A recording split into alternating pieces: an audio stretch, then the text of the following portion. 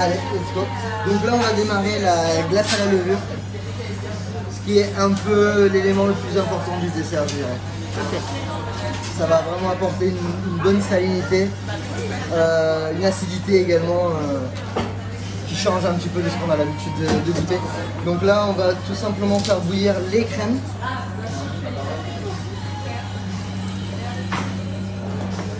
On va également ajouter un stabilisateur, ce qui permet d'avoir vraiment une bonne texture et un petit peu de poudre de lait.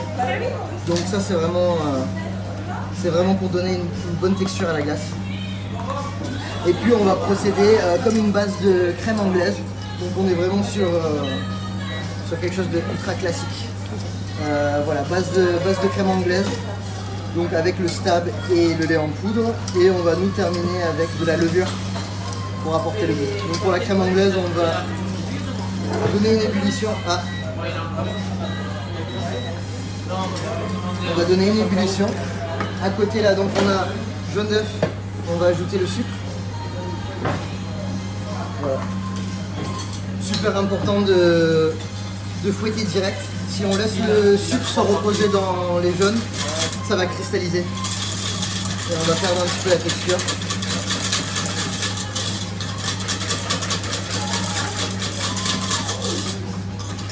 Combien de temps à peu près la recette?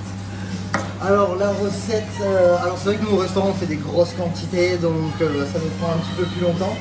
Mais voilà, grosso modo, un petit quart d'heure pour la glace, un quart d'heure pour les tuiles, voilà, on va dire une bonne heure si on est efficace et qu'on a tout le matériel à disposition.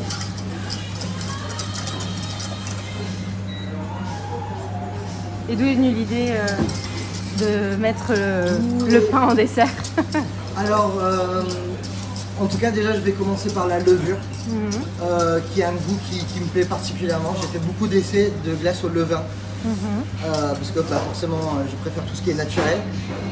Maintenant, le levain n'a pas du tout un goût aussi puissant, donc finalement, on est passé sur de la levure. Parce que à Chaud, on aime bien quand même les goûts assez marqués et les choses francs. Et en fait, c'était pendant le tournage de Top Chef, avec mon équipe, on avait eu une épreuve d'un dessert du boulanger, ça s'appelait. Voilà, donc c'était un peu moi qui avais lancé les grosses idées qu'on a mis en place pour le dessert. Voilà, on avait été coup de cœur, c'était génial, et puis je m'étais dit que j'allais le retravailler, de l'améliorer et de le servir au restaurant. Okay. Voilà. Donc l'idée est partie vraiment d'une contrainte de concours de cuisine. Ok. Et est-ce qu'en dehors du concours, il faut se donner des contraintes également pour être toujours créatif, compétitif? Finalement, oui. Sous contrainte, on est beaucoup plus performant. Moi, je le suis en tout cas. Voilà, par exemple, un de nos fournisseurs de légumes, parfois ils nous envoient un petit peu tout ce qu'il a envie de nous envoyer. Ouais. Mais c'est génial parce que ça nous donne cette contrainte d'être créatif, de changer et de ne pas trop se reposer sur les acquis, quoi. Parce que ça c'est le problème quand on fait ce métier qui est déjà assez difficile, des longues journées. Des fois on se laisse un peu aller avec une carte qui convient. Alors que il faut toujours être un peu dynamique et faire avancer les choses, quoi.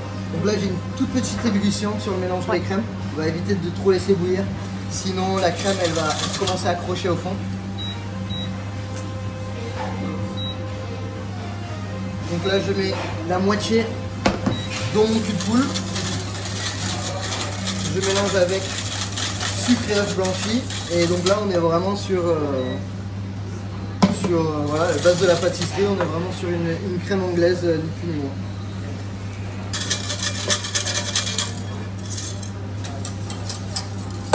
Alors beaucoup de pâtissiers vont dire qu'on ne fait jamais une crème anglaise au fouet. Ça, on laissera le débat pour un autre lieu. Donc là, ce qu'on cherche quand on fait une crème anglaise, même si on fait à la maison, c'est ce qu'on appelle une cuisson à la nappe. C'est-à-dire que là, quand je vais plonger la maryse, là, on a l'impression que ça accroche, c'est que de la mousse. Dès qu'on a une texture qui colle un petit peu à la cuillère, c'est qu'on est sur une bonne cuisson. Donc effectivement, quand on fouette, ça crée de l'air, qui crée une mousse, qui rend la chose un peu plus compliquée à voir. C'est pour ça souvent on dit qu'une crème anglaise se fait à la maryse. Maintenant au fouet on a beaucoup moins de chances que ça accroche au fond. Si ça commence à accrocher, on va avoir un petit goût d'omelette. Et j'adore les omelettes, mais là c'est pas trop l'objectif. D'ingrédients là dans la recette, est-ce qu'on a du sucre, est-ce qu'on a des... Oui, on a clairement du sucre parce qu'on est sur un dessert, mais maintenant voilà, c'est... Moi je suis pas trop fan des desserts trop sucrés, donc on fait très attention au dosage. Une bonne partie de nos desserts ont toujours un petit apport de sel, aussi d'acidité, de vinaigre pour avoir un équilibre.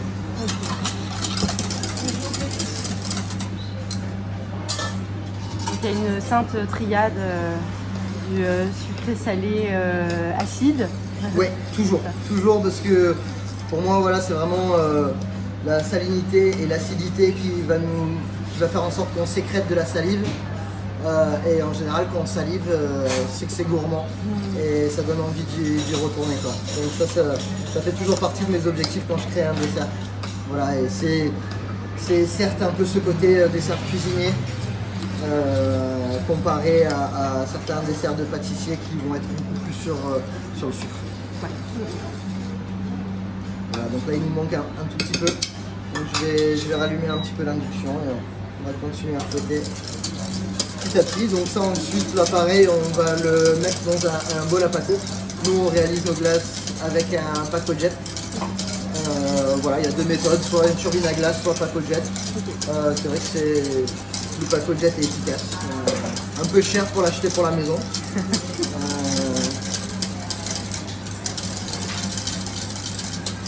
Là on n'est pas loin et là, moi je commence déjà à sentir une petite odeur d'œuf. Moi aussi je sens l'œuf. Donc je sais que là il faut qu'on s'arrête. C'est à ce moment-là qu'on va rajouter la levure. Voilà, on a évité de la mettre au début pour pas trop la chauffer, on va perdre en goût. Finalement on a fait beaucoup de tests avec mon sous-chef et on s'est rendu compte que c'est vraiment la levure sèche qui donnait le plus de goût. Donc voilà. Donc là on rajoute la levure. C'est vraiment ça qui va... Alors là on était sur une base très neutre de crème anglaise classique. Et là c'est la levure qui va vraiment donner tout le goût. Et là on le sent de suite, la levure.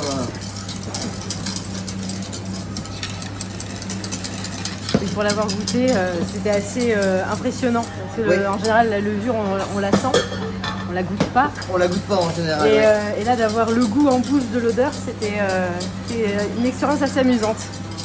Il n'y a pas de doute. Moi j'ai toujours été friand de manger de la pâte crue, ce genre de choses. Et c'est vrai que j'ai toujours été attiré par les produits ultra bruts. Voilà, donc là, on voit que la crème anglaise elle a une bonne texture. Là on est vraiment sur ce qu'on appelle la cuisson à la nappe. Et maintenant on va tout simplement couler en bol à Paco. On va réserver au congélateur. Et on va enchaîner le reste de la recette en après-midi. Une casserole et là on va se lancer sur la mousse de pain. Donc voilà, mousse de pain, moi comme j'expliquais, je trouvais ça intéressant de travailler des produits bruts. Là en plus ce qui est vraiment cool, c'est que à force on se rend compte de tout le gaspillage qui se passe avec le pain. Tout ce qui a déjà été tranché, qu'on ne peut pas réutiliser. Et on essaye vraiment d'être dans une démarche pour ne pas gaspiller. Donc non seulement voilà, ça fonctionne bien pour le dessert, mais en plus voilà, on ne jette rien. On garde tous les quignons, tous les miettes de pain et tout est transformé pour le dessert, donc c'est plutôt cool, quoi. Donc on a notre pain qui a déjà été torréfié et grillé au four pour vraiment ressortir un maximum de saveur. Là j'ai rajouté mon sucre, donc je démarre un petit caramel à sec. Ensuite on va déglacer au beurre, on va rajouter le pain, on va bien laisser tout ça caraméliser. Ensuite on va mouiller les crèmes, on va laisser infuser un maximum, voilà, dans l'objectif de récupérer un maximum de saveur. Ensuite on va le chinoiser pour récupérer que le liquide qui a vraiment pris tout ce goût de pain. Voilà, donc là on a un petit peu de gélatine aussi, que j'ai mis à tremper dans de l'eau froide, et la gélatine va vraiment juste nous servir d'avoir la bonne texture, d'avoir une mousse qui se tient et pas quelque chose de trop éphémère qui va vite retomber. Et à travers toutes les expériences que vous avez eues professionnellement, ouais. Qu'est-ce qui, on va dire, reste encore aujourd'hui par votre identité ou signature dans votre cuisine? Si, je pense qu'on a plusieurs, mais ouais. qu'il y a... J'ai plein d'expériences qui m'ont marqué, plein de chefs qui m'ont marqué. Voilà, ensuite, j'ai quand même assez jeune, j'ai essayé de prendre le temps de réflexion, de me rendre compte de ce que moi j'avais envie de cuisiner et voilà un peu l'identité que je cherche toujours d'ailleurs. Hein. Je pense que c'est le travail d'une vie. Je pense que je vais me chercher jusqu'à ce que je sois à la retraite, mais c'est pour ça que ce métier me passionne autant, quoi, parce que voilà, il y a toujours à apprendre, on peut toujours s'améliorer et voilà, on s'arrête jamais, quoi.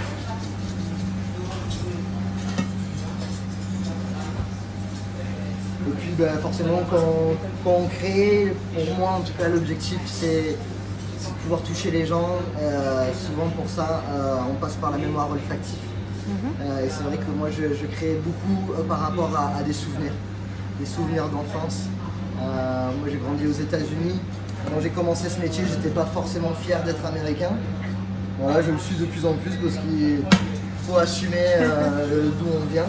Et donc là, j'hésite pas à prendre des souvenirs de certaines choses que j'ai pu manger, le retravailler avec une technique plutôt française, on va dire. Voilà, donc là j'ai mon caramel, voilà, qui fume un petit peu, c'est parfait. Là, je vais rajouter le pain et le beurre. C'est les meilleurs ingrédients au monde. Donc voilà, là on a le pain qui est en train de vraiment se caraméliser. Voilà, on a de l'osmose, quoi. Le pain prend le goût du caramel, le caramel prend le goût du pain. On va laisser cuire ça 2 petites minutes. Et donc ici en parallèle, pour éviter de créer un choc thermique, on a préalablement chauffé le lait et la crème. Voilà, pour verser quelque chose de chaud, éviter que le caramel se transforme en mastic et qu'on n'ait plus la bonne texture.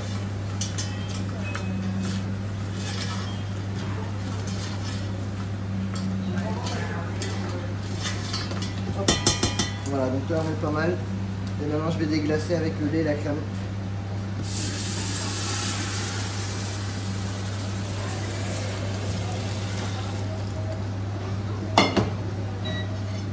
Voilà, on donne juste une petite ébullition. L'idée c'est de ne pas cuire le tout, de ne pas réduire le lait ou la crème non plus. C'est vraiment juste d'avoir l'infusion. Donc maintenant, le temps de préparer le reste de la recette, on va laisser ça infuser tranquillement. Là, c'est température douce. Voilà, c'est carrément éteint. Ah, okay, voilà, j'ai déglacé. Okay. Et dès que j'ai déglacé, j'ai éteint. D'accord. Voilà, pour éviter de chauffer trop. Voilà, on couvre et on va laisser le tout infuser. Forcément, le plus longtemps on laisse infuser, le plus ça va prendre de goût. Après, c'est à chacun un peu d'adapter la recette comment il aime. Okay. Donc, on a réalisé la glace, on a la base de mousse de pain. On va laisser un petit peu infuser, on garde la gélatine à côté. Donc voilà, une fois que ça sera bien infusé, on va le filtrer, on va incorporer la gélatine et on va le mettre dans un siphon avec 2 cartouches pour avoir une mousse bien aérée. Okay. Et maintenant, on va se mettre sur les tuiles. Donc là, c'est un pain, on va dire un pain traditionnel. Là, on est sur un pain de campagne, un pain au levain. Okay. Qui a été fait par du coup Thierry Breton, avec qui on travaille depuis l'ouverture du restaurant. Voilà, c'est le pain qu'on sert aux clients tout au long du repas. D'accord. Vous avez essayé avec un autre pain par hasard alors moi je suis aussi très friand du pain de Ten Bells qui se trouve dans le 11e. Malheureusement pour l'instant ils ne prennent pas de nouveaux clients. D'accord. Donc je suis en attente qu'ils créent leur dark labo pour pouvoir me fournir en pain. L'annonce a été lancée donc. Voilà.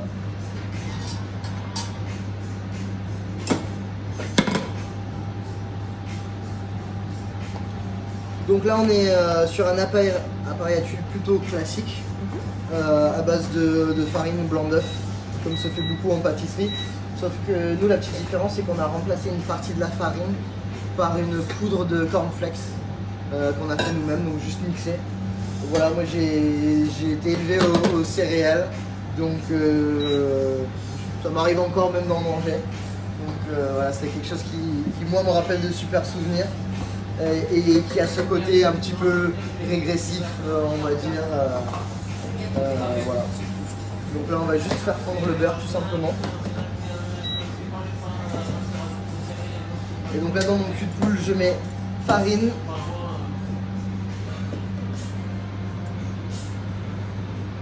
sucre glace. Je mélange les deux ingrédients déjà. Ensuite je rajoute aussi donc la poudre de cornflakes. Voilà, l'importance de bien mélanger les farines et les poudres avant. Ça nous permet déjà d'avoir quelque chose d'assez homogène. Voilà, et pas avoir à trop se prendre la tête à la fin si on a l'impression que c'est mal mélangé. Donc là je vais commencer à incorporer les blancs. Comme une pâte à crêpes quoi, hein, petit à petit pour éviter les grumeaux. Pour le coup, il y a plein de produits de boulangerie qui peuvent être twistés. L'avantage.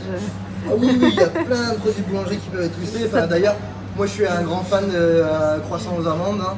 Et bon, ben, ça c'est de la récup. C'est de la récup de la veille. Donc, ouais, bien sûr, il y a plein de choses à faire. Dans le même esprit d'une pâte à crêpes, une fois qu'on a déjà une base bien lisse, ensuite là on peut bourlinguer les ingrédients comme on dit. Et on sait qu'il n'y aura pas de problème.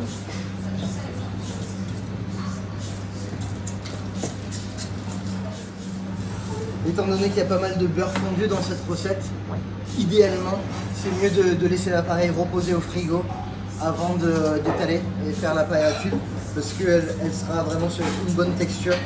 Là, à chaud, elle sera forcément un petit peu liquide parce que le beurre il va ensuite se réfugier au frais. On évite que le beurre il soit trop chaud quand même parce qu'il y a un risque de cuire le blanc d'œuf qui est dans l'appareil.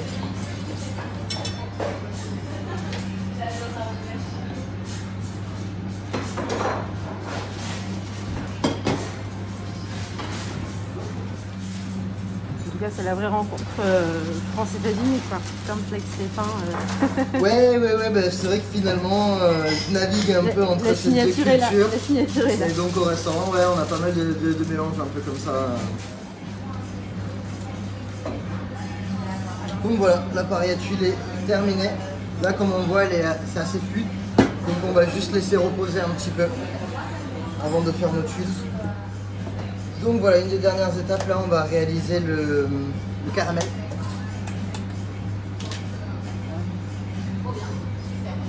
Donc voilà, donc on fait un caramel vinaigré. Comme j'expliquais tout à l'heure, j'aime toujours apporter une petite touche d'acidité aussi à la pâtisserie.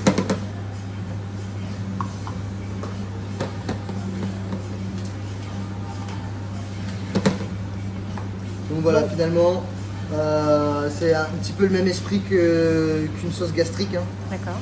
Un caramel au vinaigre. Voilà, parce qu'on est des cuisiniers qui font de la pâtisserie, donc bah, forcément, on part de choses qu'on maîtrise. Et ça, c'est un vinaigre... Là, c'est un vinaigre balsamique, pour quand même avoir un vinaigre qui est quand même un petit peu épais et surtout qui est déjà légèrement sucré. Parce que c'est cool de vouloir apporter du sel et de l'acidité, mais au bout d'un moment on peut s'y perdre. Il ne faut pas oublier que ça reste un dessert, il faut que ça soit gourmand et il faut que ça soit un petit peu sucré quand même. J'ai fait une épreuve de Top Chef avec un chef pâtissier qui a 2 étoiles, Sébastien Boxion d'ailleurs, qui était ici l'autre soir au restaurant. Et je me souviens que j'ai tellement voulu faire attention à l'apport de sucre qu'il n'y en avait pas assez. Donc ça c'est vraiment une leçon que j'ai retenue. C'est-à-dire certes apporter tout ça pour trouver l'équilibre, mais ne jamais oublier que quand même en fin de repas on a envie de finir sur quelque chose d'un peu gourmand quand même. Pour moi c'est un vrai mystère de la cuisine et de la pâtisserie de faire un bon combo, donc bon, les textures, les saveurs et la bonne quantité. Parce que parfois des choses très très bonnes, elles sont bonnes parce qu'elles sont en petite quantité, dès qu'il y a une bouchée de trop, ça devient récurrent. C'est quelque chose qu'on oublie aussi souvent, c'est que on va au restaurant pour se nourrir, pour passer un bon moment, mais avant tout, voilà, c'est pour se nourrir et on n'a pas envie de sortir du restaurant écœuré ou en ayant encore faim. Et c'est pour ça que ouais, c'est ultra important de trouver l'équilibre. Ça arrive souvent quand on crée des nouveaux plats ici, avec mes adjoints, avec un peu toute l'équipe, on va goûter et on va rectifier. Il faut rectifier en permanence parce que l'équilibre est vraiment ce qui fait tout, quoi. Okay. Donc ça, par exemple, les épreuves de Top Chef, finalement, ça a été un peu comme une expérience accélérée de ce qui peut être vécu quand on travaille chez un chef à la suite des autres. Alors, ou pas tout à fait. On me pose souvent la question si j'ai appris beaucoup de choses à Top Chef d'un point de vue cuisine, et je n'ai rien appris à Top Chef d'un point de vue cuisine. Je suis arrivé avec déjà ce que je savais faire. Par contre, oui, ça nous apprend à faire plusieurs choses à la fois, à parler en même temps, à gérer le stress. C'est bon pour plein d'autres choses, et c'est sûr que c'est un accélérateur de carrière. Maintenant, on n'apprend pas forcément à mieux cuisiner. Ça reste un petit peu de la télé aussi, quoi. Ouais, L'important, c'est ce qu'on fera après l'émission. Parce qu'on n'a pas fait ce métier pour passer à la télé. On a eu cette occasion d'accélérer un peu la carrière, mais si on s'en sert pas derrière, c'est un peu dommage, quoi. Non, l'avantage, je pense, c'est l'impact que vous pouvez avoir sur les jeunes, en fait, pour les motiver à faire ces métiers-là. Ouais, qu'il faudrait pour la boulangerie également. Complètement. Moi, j'étais au lycée hôtelier quand j'ai vu la toute première saison de Top Chef. Et ouais, tout d'un coup, j'ai vu et je me suis dit, bah, tu sais quoi, un jour, je le ferai. Voilà, c'est quelque chose qui peut motiver plein de gens, et tant mieux, c'est génial. Voilà, donc, faire attention à pas trop respirer. Le vinaigre, c'est même moi, là, ça me pique les yeux. Et donc, comme une sauce caramel classique, ouais. Une fois qu'on a le caramel, on va déglacer, on va incorporer le beurre et ensuite on va déglacer la crème. En attendant le caramel, je vais commencer à réaliser les tuiles. Donc on a l'appareil là, qui est quand même bien figé comparé à tout à l'heure.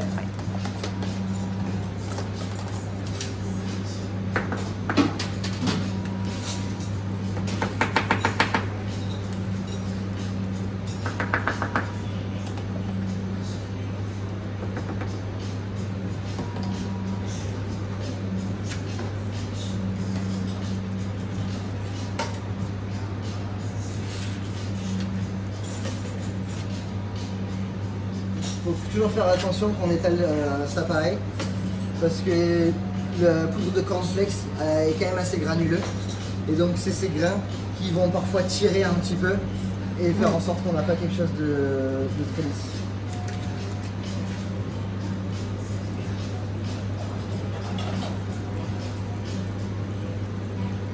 Voilà, donc là on est sur une bonne épaisseur et vu qu'on est sur des tuiles cornflakes, on va en rajouter encore.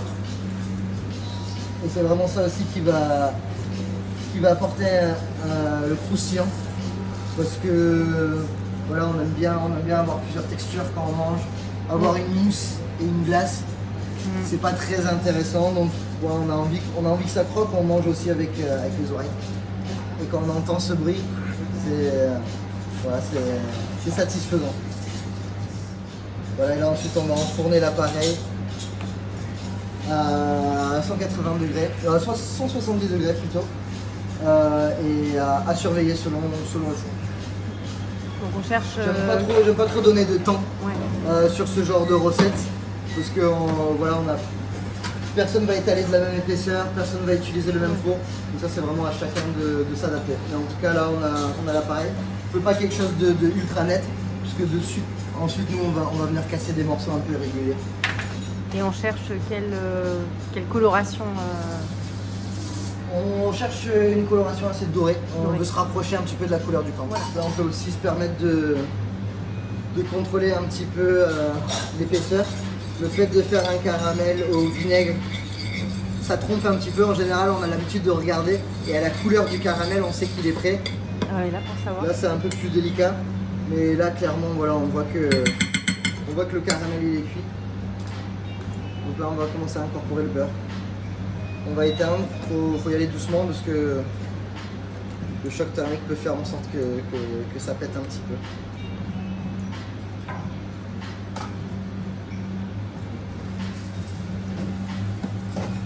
L'équipe, vous êtes combien L'équipe, oh là là, on est combien maintenant?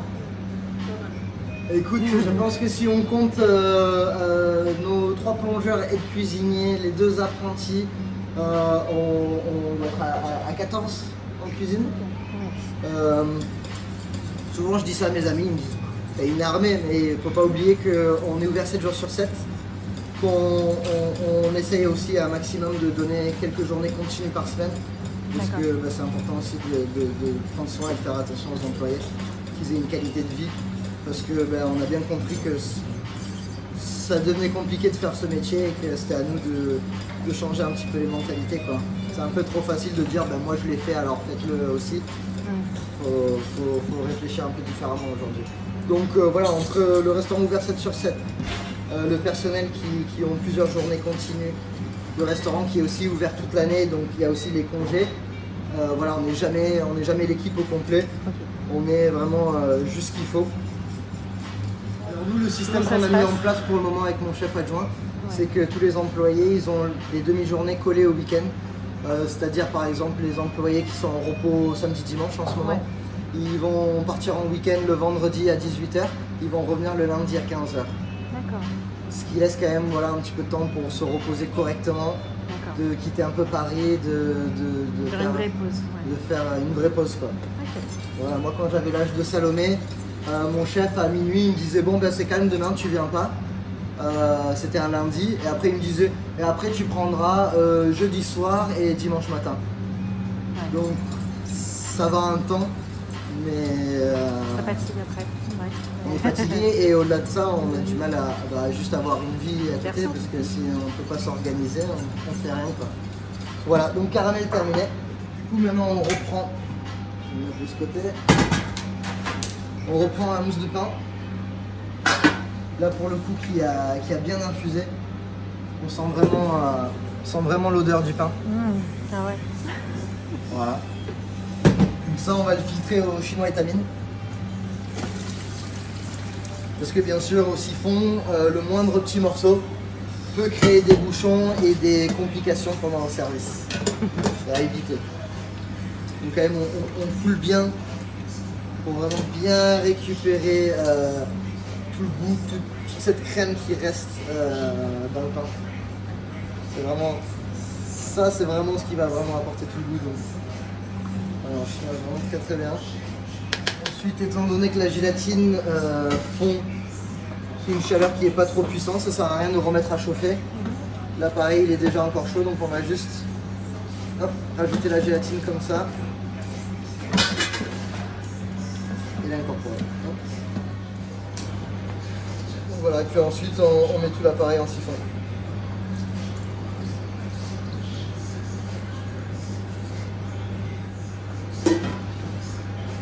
On a passé au dressage.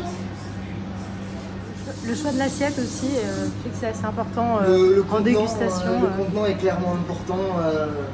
Je suis très attaché à la belle vaisselle et ça fait toujours le petit plus en général.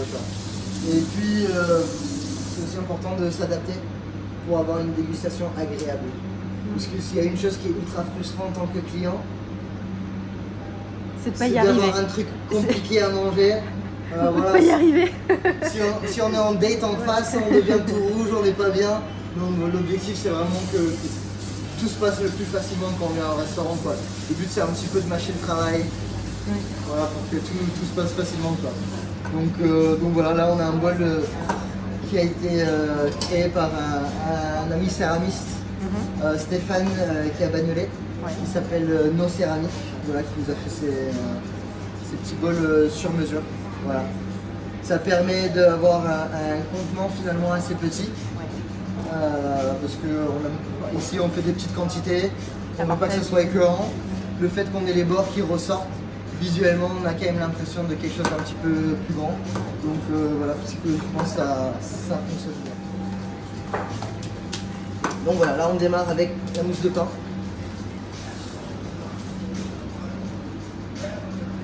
On va jamais essayer.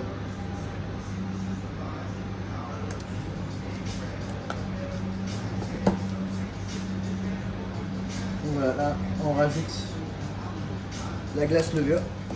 Je suis donc toujours un tout petit peu de fleur de sel. Là on est sur une levure de boulanger qui a été juste déshydratée. pour vraiment marquer le goût de la levure. Ensuite on vient compléter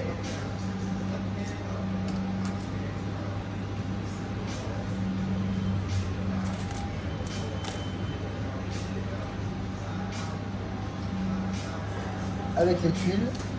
Et là tout simplement on va rajouter un petit peu de farine qu'on a torréfiée, tout simplement juste grillée au four pour apporter encore un goût de matière ultra brute.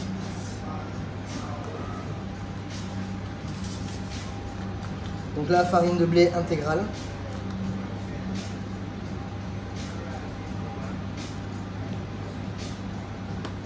Hop. Ici farine de sonde de blé. Et encore un petit peu de cornflakes.